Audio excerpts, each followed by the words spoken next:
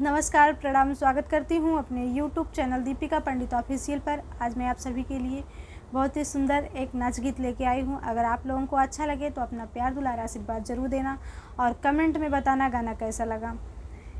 BA पढ़ के मोर सजनवा बीड़ी पनवा बेचैना, बीए पढ़ के मोर सजनवा बीड़ी पनवा बेचैना, बीए पढ़ के मोर सजनवा बीड़ी पनवा बेचैना।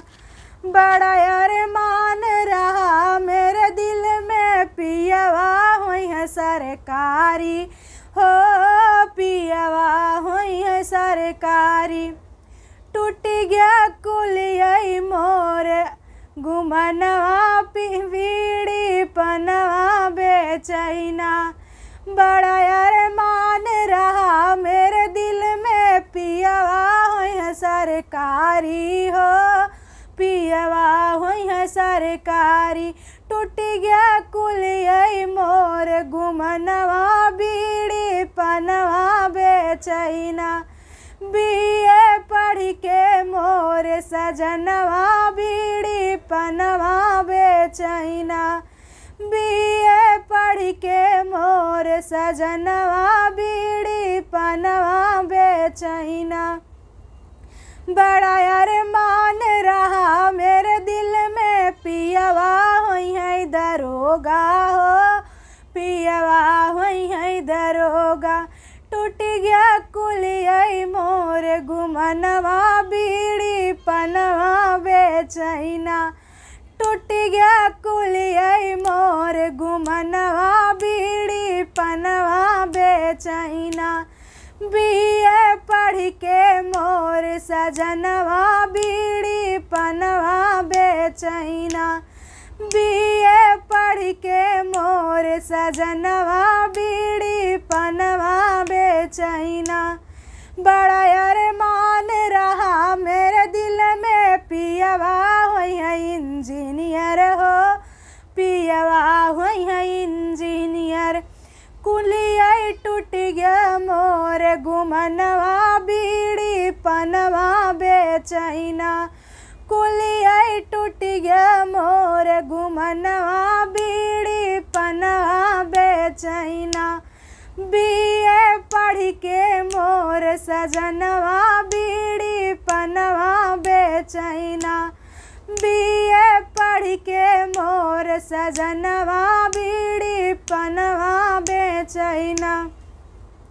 बड़ा अरमान रहा मेरे दिल में डिप्टी कलेक्टर हुई है, हो डिप्टी कलेक्टर हुई है।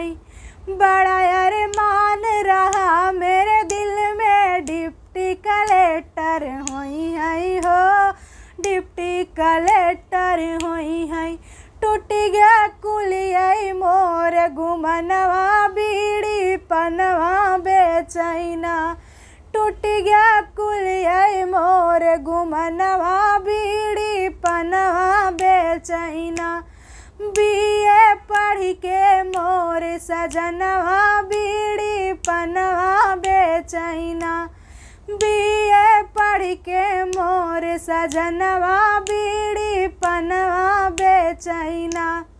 बड़ा अरमान रहा मेरे दिल में पियवा हुई है डॉक्टर, हो पियवा हुई है डॉक्टर। बड़ा अरमान रहा मेरे दिल में पियवा हुई है डॉक्टर, हो पियवा हुई है डॉक्टर।